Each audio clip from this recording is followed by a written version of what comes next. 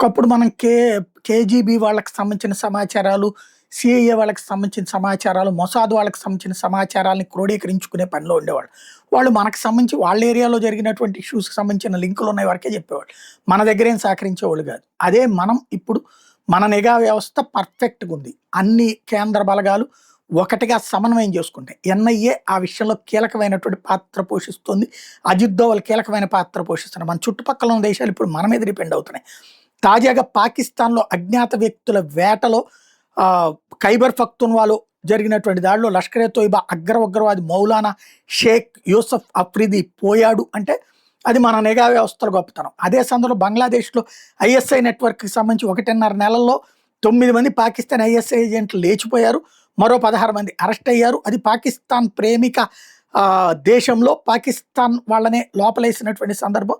ఇదంతా కూడా సీరియస్‌గా నడుస్తున్నది. బికాజ్ ఆఫ్ అజిత్ దోవల్ అన్నటువంటి చర్చ అంతర్జాతీయ మీడియాలో ప్రొజెక్ట్ అవుతుంది.